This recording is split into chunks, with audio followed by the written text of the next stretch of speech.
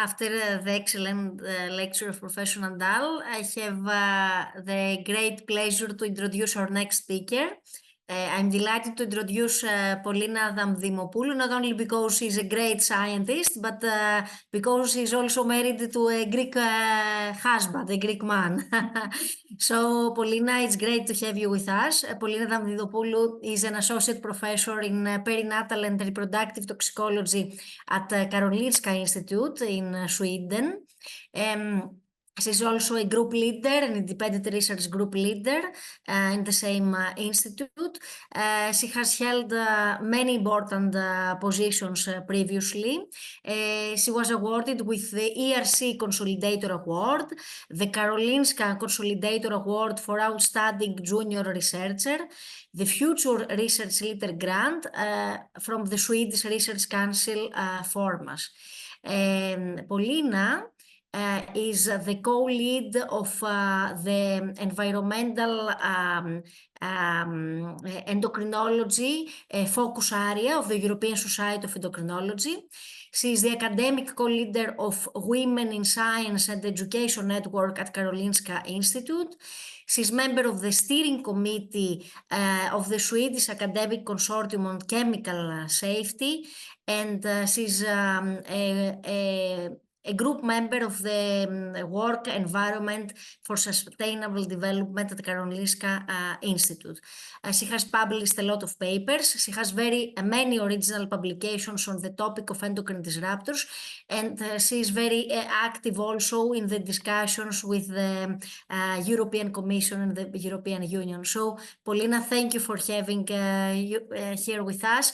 We really look forward to your lecture and the discussion that will follow.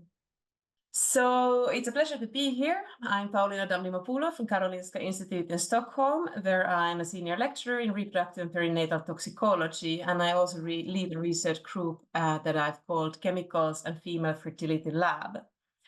And within my research, we look at very different topics in Sweden regarding chemical exposures and fertility in women. We've done a lot of exposure assessment studies. You would like to know how the chemical exposures look like and if there's any association to fertility and reproductive outcomes in women in Sweden. And of course, if we find associations, we would like to know how these take place. We would like to prove causality and understand the mechanisms of action in women. And if we find the mechanisms of action, the vision is to generate new in vitro tools for assessment of chemicals and the reproductive toxicity. And we also work with childhood cancer patients because chemotherapy is among the most toxic exposures to ovaries there is. You can see a happy picture of our unit of obstetrics and gynecology on a retreat earlier this year.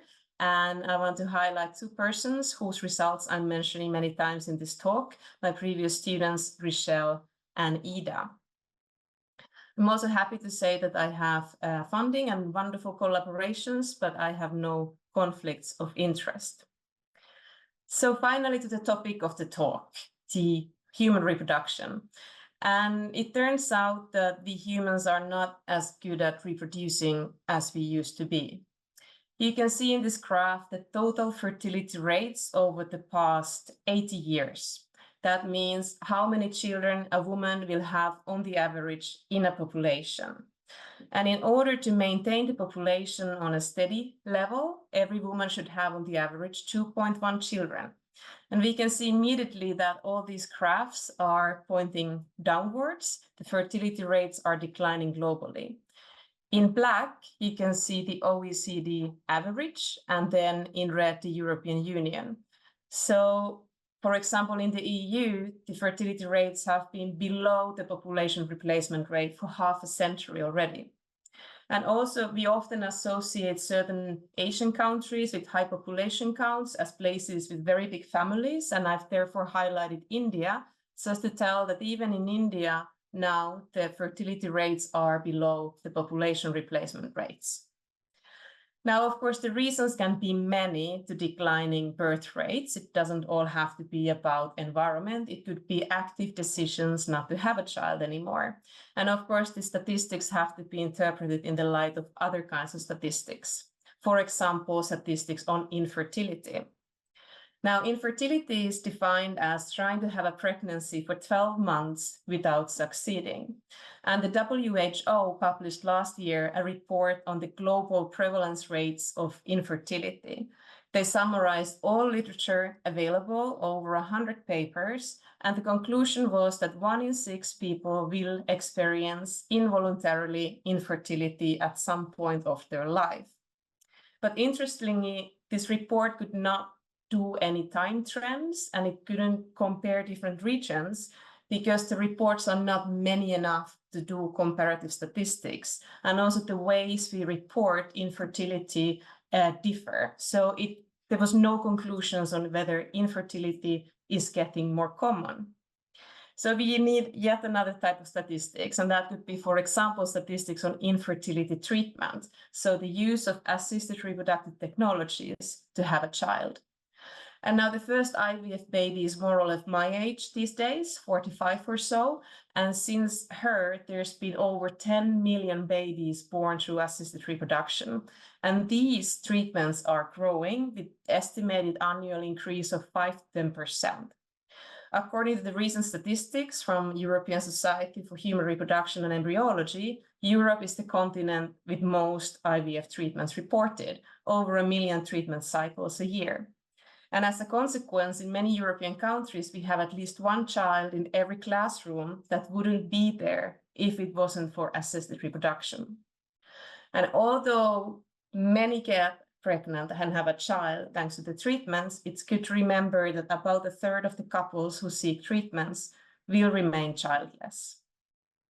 And here comes the big questions. Why? Why do we have infertility? Why is it becoming more common? And here I give a list from a recent Popular Science magazine from Karolinska Institute. And this is a typical list from the clinical side. It lists a lot of diseases and conditions that might affect fertility, but there's something missing, in my opinion, and that would be the environmental influences, pollution, chemicals in the environment, and I think this we should be studying in more detail. So what about these chemicals in the environment? Why should we be worried about them? Well, chemicals have become, human-made chemicals have become a very integral and essential part of our daily lives. Virtually everything we see around us is there thanks for the chemicals we have invented, from cars to electronics to cosmetics, plastics, furniture, textiles, medicines, you name it. This revolution in production of chemicals has occurred over the past 100 years. You can see here a slogan from DuPont from about 100 years ago saying that better things for better living through chemistry. And when this production started here, in this graph, you see the global chemical industry sales value in green and the plastics production in orange. So when we started off, there was no ideas that chemicals might have any adverse effects in the environment or in humans. And when the first signs of adversity occurred, that was the book Silent Spring that came out in the 60s, we already had a lot of chemicals in use. So the first Environmental Protection Agency was established in 1970 in the US. And at that time, we already had invented about 85,000 different chemicals. So this was quite an impossible task to test and regulate. So many of those were just allowed to be in use. And of course, as a reminding, this is where we are today. These numbers are going up. We are producing more and more chemicals and having more and more exposures in the environment. Well, it's been 50 years since the first Environmental Protection Agency, so we probably should have a lot of good regulations in place by now. And unfortunately, this is not exactly the case. Here you can see an iceberg of the chemicals on the market. This picture is from the Chemical Strategy for Sustainability published by the European Commission, and it illustrates our landscape. So 100,000 chemicals, 500 of them have been well characterized for hazardous properties and exposures, meaning that we know something about their effects on humans and environment. And now 70,000 of the chemicals have been poorly assessed, meaning that we know virtually nothing about them. So the conclusion would be that half a century later, there's still plenty to do. And even in the European Union, where we have the best, most progressive chemical legislation in the world, we know very little about the chemicals. So why worry? Well, of course, we have a lot of things in the news that could worry us, especially when it comes to human reproduction and chemical pollution. There's been very active research on the associations between exposures and male fertility, and it's not difficult to find headlines like this in the news, where we are worried about shrinking penises or weakened polar bear penile bones, and of course the declining semen counts. And it is fairly well established now that exposure to certain types of chemicals during early development will decrease the masculinization of the male fetus, leading to reproductive problems later in life. But in all this, women or the females are somehow forgotten. And the question is, should we worry about the females as well? And I do think we should, because most of the classic examples from the environment, where we know that animal populations have been exposed to chemicals and suffered the consequences, nearly went extinct, in all these cases, we've recorded effects in the females. For example, the Baltic seals close to where I live nearly went extinct in the 50s, and a big part of the story was the contaminants of the Baltic Sea that led to lesions in different organs, including the uteri, that prevented them from getting pregnant.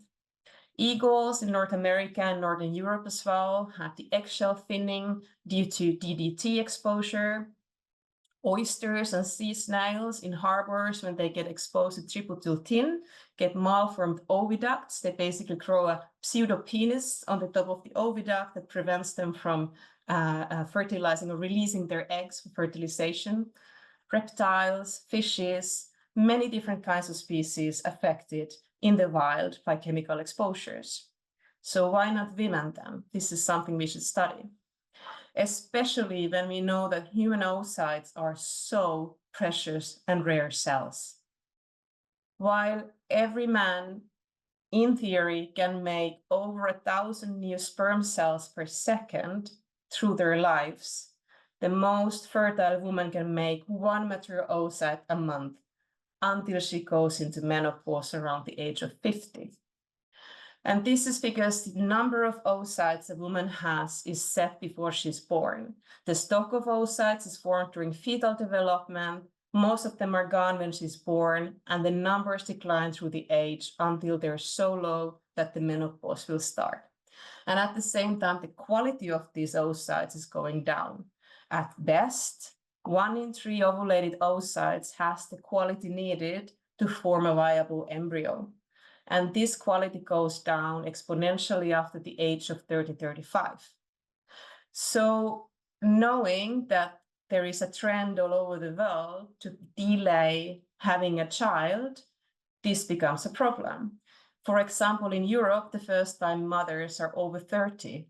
And that means that some of them might realize that their oocytes are not that many anymore, and the quality is maybe not what it could be. And of course, these oocytes have then been exposed to the environment for 30 years. So human oocytes are very precious and rare cells, and I think we should study if they are affected by the contamination in the environment. It also takes a very long time to grow an oocyte. The fetally formed immature oocytes need almost a year to grow all the way to the ovulation. And this process can be divided into 2. We have the gonadotropin-independent part, where the primordial follicles grow to small antral stages, and this can happen throughout the life until menopause, of course, so since birth onwards. The second part is the gonadotropin-dependent growth that can only happen after puberty. So altogether, it is a very delicate process to make an egg. So when I started my studies in Sweden, I wanted to know how the exposures looked like. I work in a very clinical department, obstetrics and gynecology. 70% of my colleagues are clinicians working in the Karolinska University Hospital, and they would tell me that we don't have any problems with chemicals in Sweden because it is a very clean country. And I think that this is often quite a common perception from the clinical community, that environmental chemicals cannot be a very big issue considering everything else that affects human health. So I took it as a challenge and went on with my studies anyway. I focused a lot on persistent chemicals like the PFASs and also organochlorine chemicals. And I've also done some studies on more semi-persistent, quickly metabolized chemicals that also Angel mentioned in his talk. And many or all of these chemicals have been invented a long time ago, and you can see commercials from the beginning of this chemical revolution when we celebrated the invention of new chemicals that made life so much easier. For example, PFASs made cooking nicer, the food wouldn't stick. Organochlorine chemicals like DDT, of course, was very important in pest control. And then plastics that made things lighter and more, let's say, easy to conserve. And out of these types of chemicals, now these organochlorine chemicals are the classic ones that related to the wildlife population collapses, and they have been regulated globally through Stockholm Convention, and for example, in Sweden for nearly 50 years already. PFASs are thousands of chemicals, and we have regulated a couple of them very recently, and we are hoping that this would be the first group of chemicals that are banned altogether or restricted in the European Union.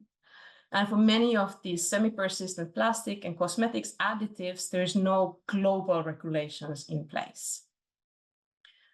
So we started by measuring chemicals in the ovarian follicular fluid. So the second part of the oocyte growth, those antral follicles, they contain a liquid that can be collected, and we measure different chemicals there.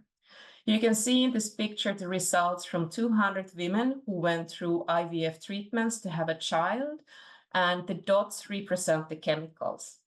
The bigger the dot, the more women in the study had the chemical in her sample. So for example, we can take here HEB was present in 100% of the women.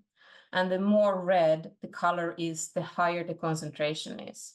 On the top row, you see the persistent chemicals.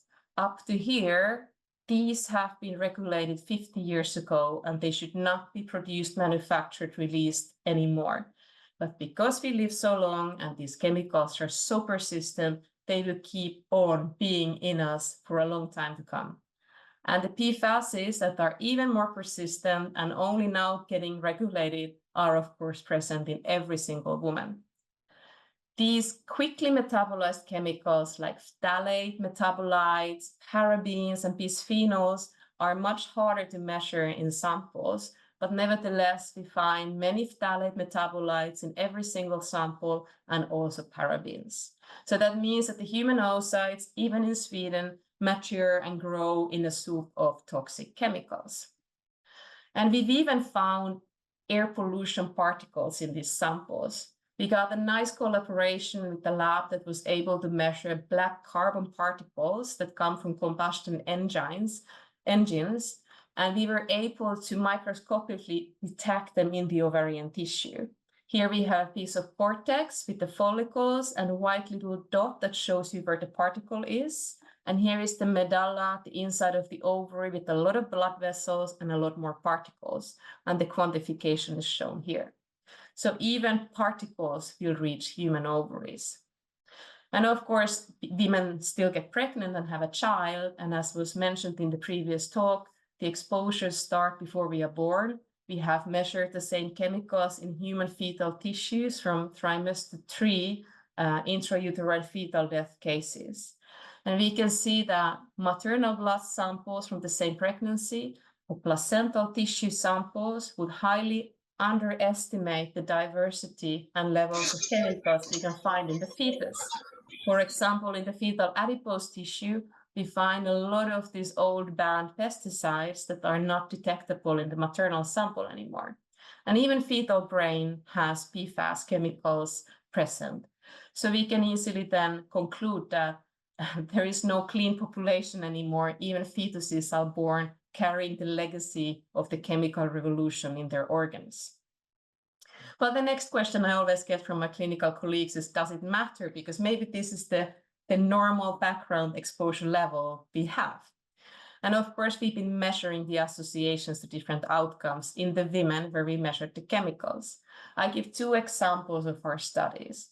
The first one is about the ovarian reserve, those primordial follicles that are formed fetally that define how long a woman remains fertile.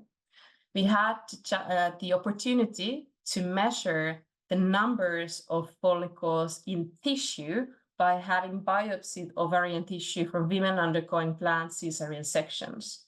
We also got a serum sample from the same women to measure these pollutants, and then, of course, access to medical records to get covariates for the statistical modeling. And for example, in this study, we found that women that had more of this chemical mixture, one flame retardant, DDT metabolite DDE, and PCP187, they had lower numbers of follicles left in their ovaries, suggesting that the size of the ovarian reserve may be affected by the presence of chemicals in the woman. We also looked at the later stage of the follicle growth, this gonadotropin-dependent follicle growth that is particularly important when a woman goes through assisted reproduction. She's stimulated to produce supernumerous numbers of follicles to have many oocytes for the treatment. And we used a cohort of over 300 women to see if the presence of chemicals in follicular fluid might modulate the response. So we calculated ovarian sensitivity index that tells how many oocytes you can get per dose of FSH. And then we modeled the mixture of phthalates, bisphenols, parabens, and PFASs with covariates from the medical records. And we found again that the more of the chemicals the women had in their follicular fluid, the less was the response to gonadotropins. So it seems that the chemical pollutants can alter the hormonal response of the follicle. It doesn't grow as well as it would if there was less follicles present. Altogether, in our studies published over the past years, we have found that this type of chemicals in women in Sweden associate to smaller ovarian reserve, altered growth of the follicles, reduced embryo quality, and longer time to pregnancy, which also translates into higher odds of infertility. And I think altogether, this tells us that current risk assessment methods have failed to safeguard fertility in women. And what are these current test methods in reproductive toxicity? Well, they are rats. Now, rats are very, very fertile compared to women, especially that woman who is 30 plus or 35 plus and is hoping to have a child. A rat, the young rat used in these toxicology assays, can ovulate up to 20 oocytes every 5 days, and it will never go through menopause. The endpoints that are measured in these regulatory guideline assays have been discussed. Are they relevant to women? Ovary weight and histology, implantation sites and PAPs. In our studies in the project Freya, we've actually seen that prototypical human endocrine disruptors do not affect these endpoints at the level we would see regulation in humans. On the top of this, of course, the animal experiments are costly, time-consuming, and therefore they're only applied to high production volume chemicals. And that means that all the chemicals that are not produced in high volumes are not tested at all. And there's also the strong movement to phase out animal experiments in Europe altogether. So this means that we really need to start developing better methods to assess reproductive toxicity of chemicals in the female. So what would I like you to remember from this talk? First of all, our environment is changing dramatically. We are the first generations living in the so-called Anthropocene, the era of extreme human impact on Earth. It's a bit debated when this Anthropocene started, but most would say that around 1950s. And this relates to those planetary boundaries that Angel was showing, that we are breaking now one by one with our activities. The pollution that we produce has no respect for national borders. Even Sweden gets pollutants produced in other parts, and vice versa. Whatever we do in Sweden will end up polluting airs and waters internationally. So chemicals and materials like plastic that did not exist 100 years ago is now ubiquitously contaminating the environment and biota globally, affecting humans through all life stages, even before we are born. We know that human fertility rates are declining globally in parallel with the growing chemical industry and environmental exposures. Observations from wildlife, human cohorts, and controlled laboratory experiments confirm that chemicals can have adverse effects on ovaries, oocytes, and fertility in women. Current regulatory approaches are inadequate and they have failed to safeguard fertility. And it is urgent that the chemical legislation is updated, new strategies to test chemicals are developed, and new requirements are put in place. And we should remember that this continuous increasing exposure to plastics, chemicals, and particles will go on until we do something about it. So what should we do? I get this question very often. What can I do to affect my exposures? And I want to show you one slide about lifestyle and chemicals. Can we choose smart and live right? You remember the slide with the many dots with the chemicals in the ovaries of the Swedish women? We had a small lifestyle questionnaire in the same study, so we were able to correlate the self-reported lifestyle with the presence of the chemicals in the ovaries. I show you here selected lifestyles. For example, do you have PVC flooring in your house? How often do you clean? Do you use microwave for your food? Do you eat fish? Do you eat eggs? Do you use cosmetics or impregnated clothes? And then some of the selected chemicals, phthalates, parabens, and PFASs, where we found correlations between the self-reported lifestyle and the exposure. You can, for example, see that consumption of white fish and hence eggs are strongly correlated with the levels of PFASs in the ovaries. And the use of perfume is strongly correlated with the phthalate in the ovaries. So of course we can tell women not to use perfume, but it becomes far more complicated if we start telling women not to eat fish and eggs anymore. And I think here it is very important to realize that if we accept giving long lists of lifestyle recommendations to women as a public health strategy, then something has gone wrong. Then we have accepted the fact that we keep on adding chemicals that are untested to the environment and consumer products to the level where we cannot go to the store and buy what we want without being concerned about jeopardizing our health or the health of our babies or grandchildren. So the only true change and the only way to really chemically safe environment can be achieved by voting right. You have to choose those decision makers and politicians who want to make a change and really commit to getting the chemically safe environment to everyone. That, for example, the European Green Deal is promising to do. And I want that we all, in the next elections, think about this when we choose who we vote for. Thank you so much for listening. Thank you, Pauliina, for this excellent talk. Very inspiring, and you made us think more about not only science but our our responsibilities as citizens of Europe. We have time for discussion now. There are already few questions in the chat. We can start with the first one from Samira Kalilova. I have noticed many children of expats, parents living in Middle East that are shorter than predicted height, especially girls. Wanted to know if there is any relationship between plastic and height.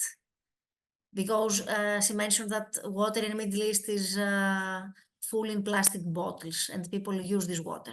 So any data on endocrine disruptors and height? I can think of puberty onset. We know that exposure to estrogenic or EDCs is associated with earlier puberty, and the earlier we enter the puberty, the shorter we are. So that would be the link I can think of. But Angel, maybe you have a better theory? No, I think your theory is very good. I'm very likely. No, I just remember a couple of papers. One which is BPA with bisphenol A, sorry, is the chemical that I normally work with. And there is an inverse correlation between the levels of bisphenol A in urine and the height of boys during puberty. I think there is just one recent paper on that. That bisphenol A, of course, is very common in plastics, and there is this association with the higher the levels of BPA in urine, the lowest the size of the boys, not girls but boys, as far as I can remember. And there is another one with mixtures of endocrine disruptors. Some of them are in plastic, of course, including PFAS. Also with the size of girls in that case, but this under 24 months of age. So in that case, probably something during pregnancy rather than drinking water, I guess. So it's not very much, and I don't know if we can, say that really this is decreasing size, but what Pauliina said makes sense, that probably some effect may happen. Yeah. Thank you. Yeah, thank you. We have more questions. There is another question from Alberto Fernandez. He congratulates both of you for the excellent talks. And the question is, are there any metabolic or biochemical harbingers of endocrine disrupting chemicals induced carcinogenesis? And if so, could they be used to predict epidemiological changes of some specific tumors or neoplasms? Angel, you get to is start. there any association between these chemicals and cancer incidence or development, or?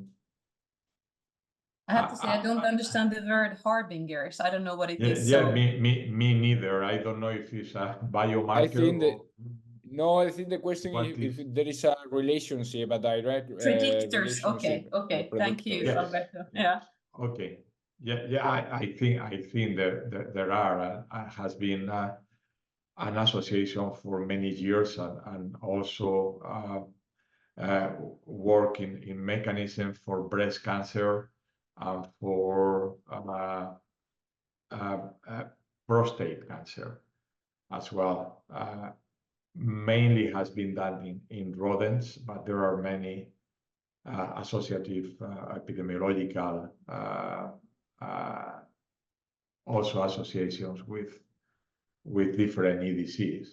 So I think it's clear that EDCs are very likely increasing the prevalence of hormone-sensitive cancers.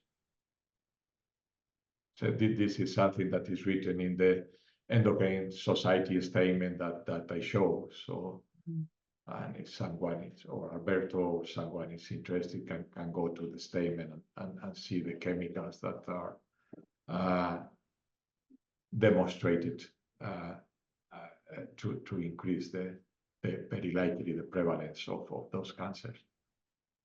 Okay.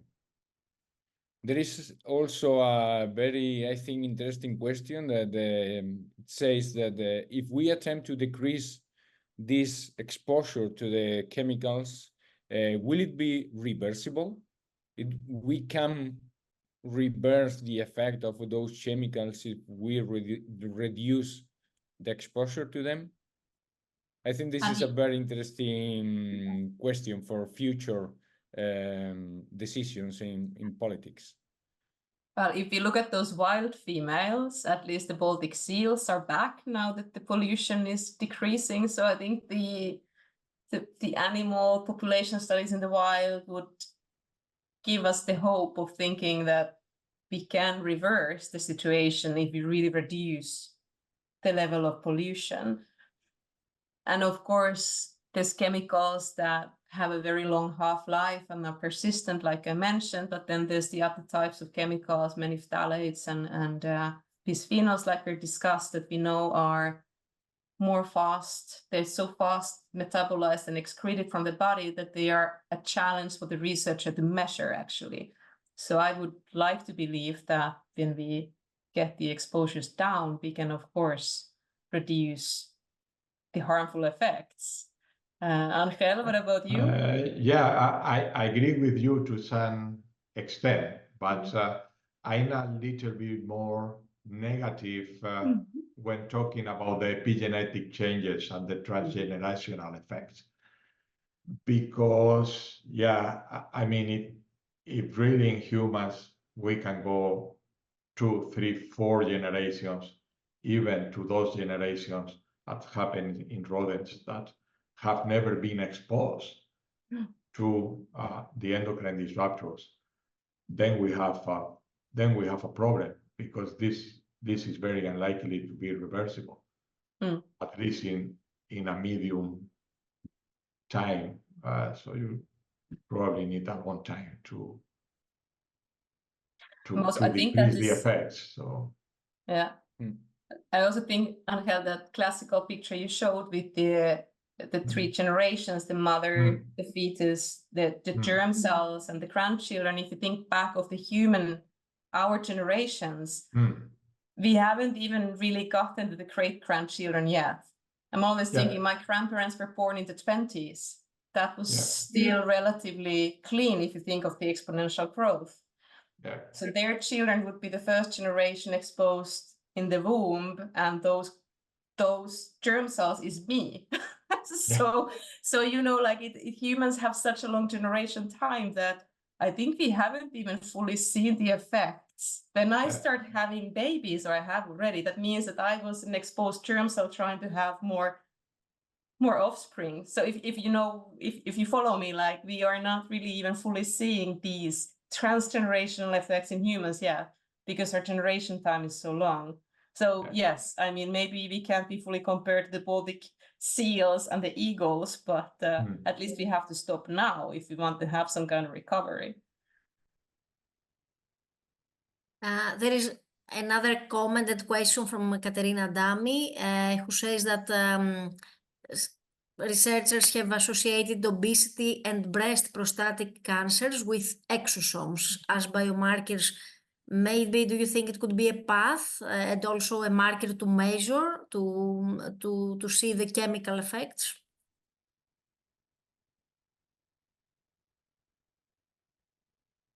Yeah, To that's be honest, a very I interesting cannot point. see how. Yeah, it's interesting. Yeah, but yeah. Yeah. I haven't really worked with exosomes, but I see it coming up everywhere, the extracellular vesicles. And I love the fact that it's referred to as the ancient endocrine system, that this would be a signaling system in the body before we had hormones. I don't know if it's true, but it is, in a sense, one cell sending a signal to another one. And I've seen data from placentas, like how much placentas have extracellular vesicles signaling to the fetus, and imagine if the chemicals in the placenta can impact this. I think we can start having also these completely new ways of understanding the chemical impacts on human health if we start looking more at these extracellular vesicles. I don't know any researchers doing it. Angel, maybe you have better... I don't know any. I indeed make a search trying to see if someone has measured endocrine disruptor or persistent pollutant within the extracellular vesicles. Well, that would be another thing. Because that would be a way to carry the EDCs to different organs. Yeah, that as well. But I haven't seen anyone doing that. Yeah. I haven't found any paper on that. But that's something probably to do. Yeah. Manuel, we cannot hear you. Oh, sorry. I was just saying that there is a lot to investigate in this field yet. So many impacts and how to prevent and how to measure, how to diagnose the impact. So I guess we have also a quite general, probably question or a comment from Mariana Solovey saying, do societies understand how many pollutants Europe have now with all the explosions in Ukraine, all toxic pollutants that came into the Black Sea? Well, I think obviously no, right? Or we are not so aware of that or not doing anything about that. I don't think so. And yeah, and this is very likely a problem. I mean, I can't remember, you know, in 11 September in New York and all the disaster that toxics caused there. So imagine what can happen now in Ukraine or also in Gaza now, and you know, yeah, certainly a problem, but we don't know.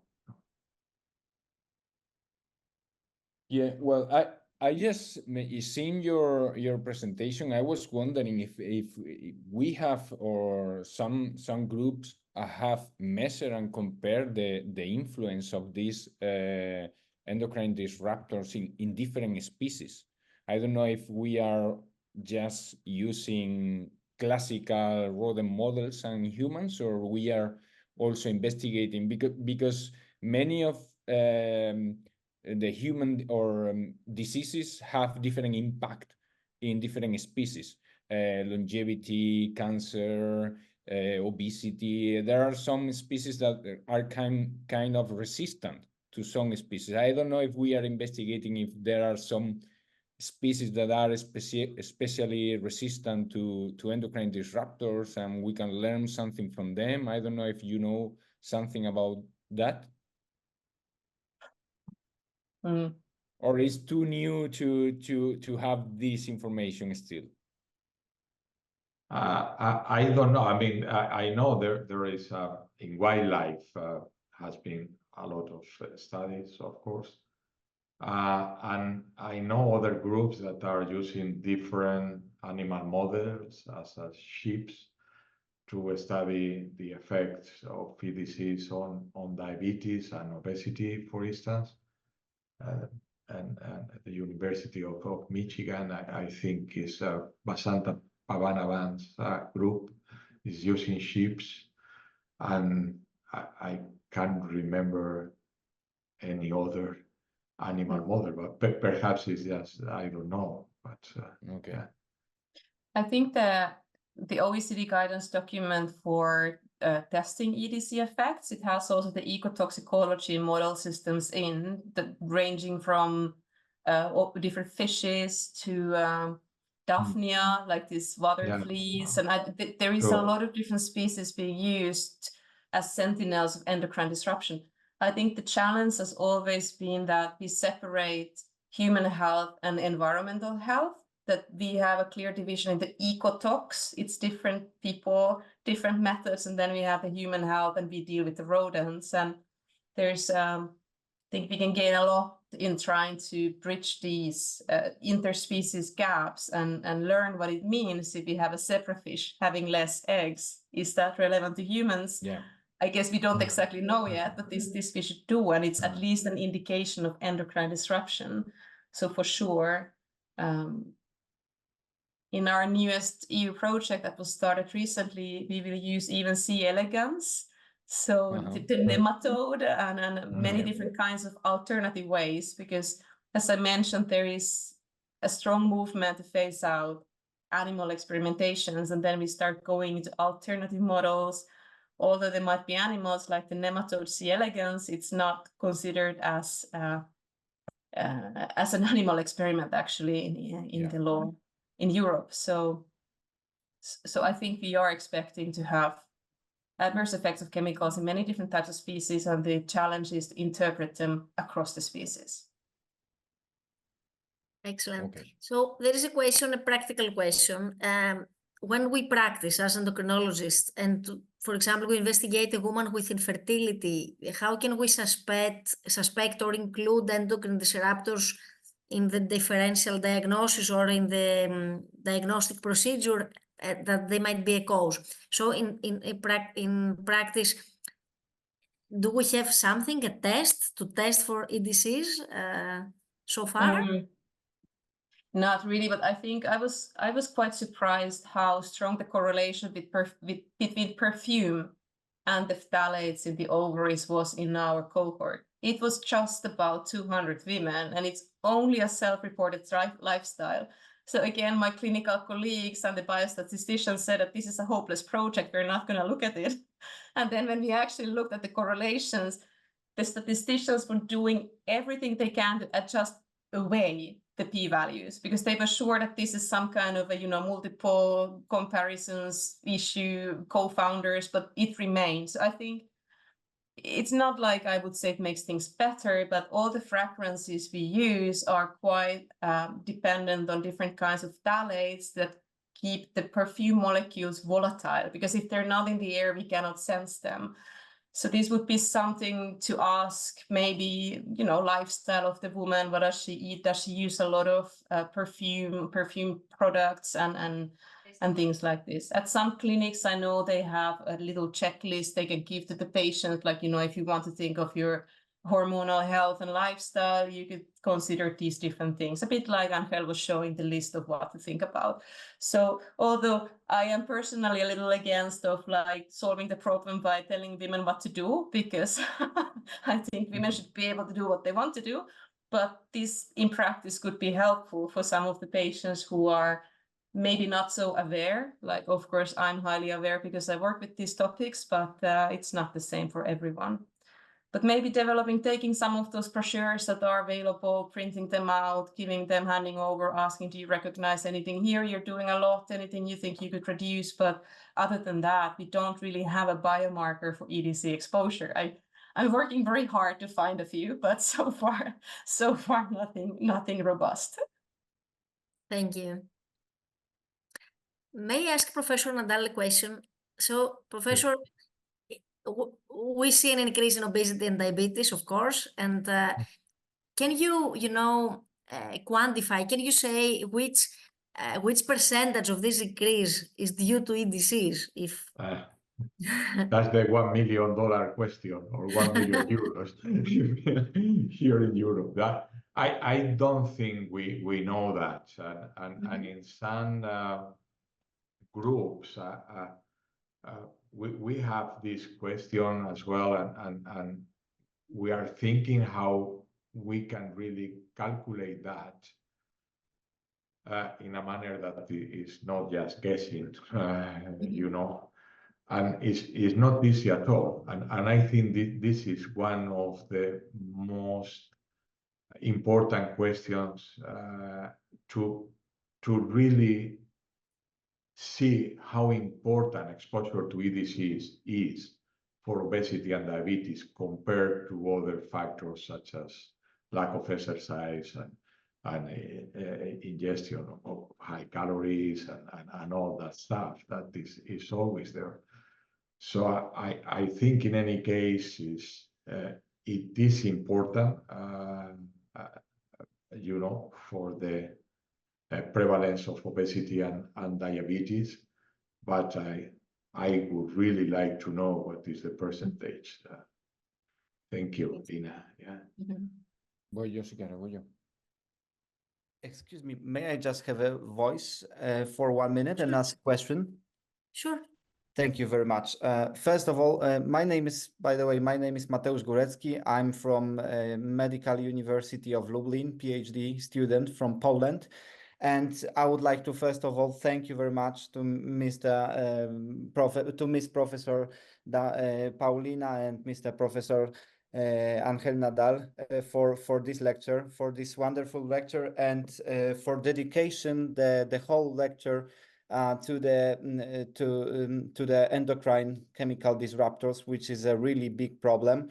I would like to just underline that in Poland, we 3 years ago, according to our data statistics by our government, we had 20% of population was affected by thyroid diseases, yes, and it was an increase in about 4% for the previous 5 years, yes. So we had like over 1.5 million of increase. So that's a really terrifying number. And many of patients start to ask what is happening, yeah. And many of wise endocrinologist specialists start thinking more and more about endocrine disruptors, yeah, and all the inflammation processes that it causes to our organism. And my question was, I have 2 questions. The first one is to Mr. Professor Nadal. I would like to come back to the definition of endocrine chemical disruptors, because you underlined that first of all it shows an adverse effect, and it also shows the effect of on our endocrine how to say it, of our on our endocrine system. And can I ask about these adverse effect? What you have on your mind? Are there specific or some adverse effect or non-specific? And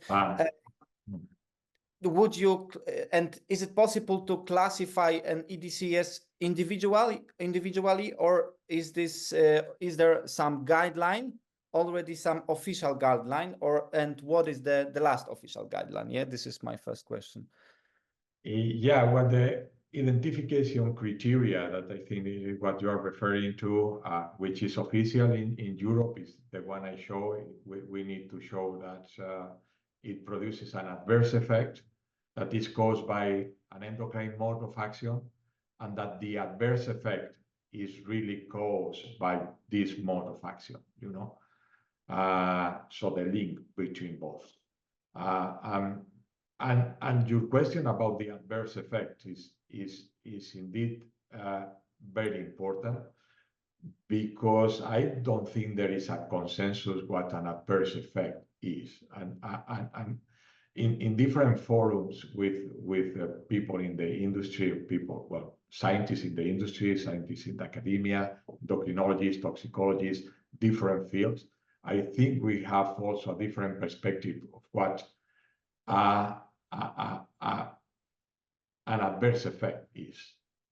So for me, as a molecular endocrinologist, for instance, if I see a change in the homeostasis produced by an endocrine disruptor, this is an adverse effect, because if later this individual is going to be exposed to a stressor, is not going to respond well to that stressor, and this is increasing the prevalence of very likely of a disease.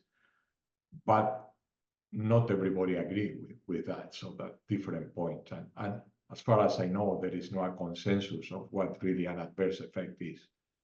For toxicologists, normally is something, I mean, having diabetes.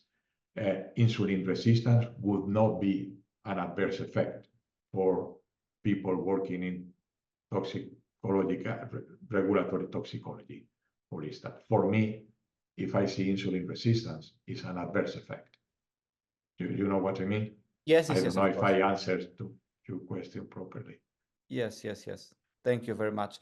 And just a second quick question. The last thing I've heard, so the last news that I stopped with is that we've classified already slightly over 1,000 of endocrine chemical disruptors or of EDCs. And I wanted to ask you, as the specialist about this topic, what is the as far as your knowledge is concerned, the newest knowledge, what is the approximate number of these EDCs, yes, and what is the most valuable source to look for the list of it? Because I've seen many databases, and what I thought is that I can just join these bases, combine and verify each of them, and always start to investigating the latest article, because the list is open. Yeah. So I wanted to ask, what is for me the best source to look for that? Yeah. I wanted to ask for advice.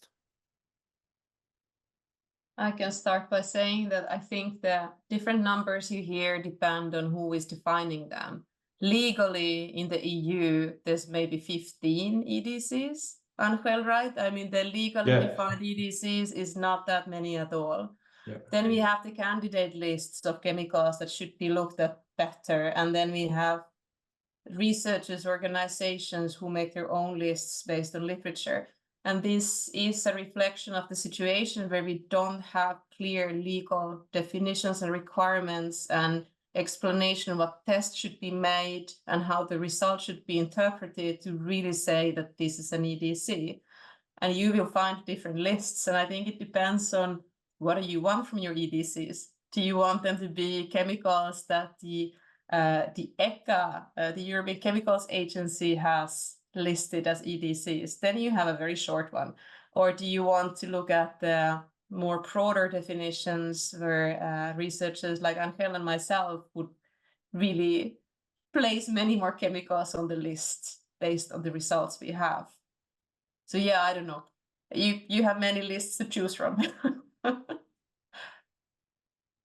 So it's great that we have a very interactive session, many questions, many comments.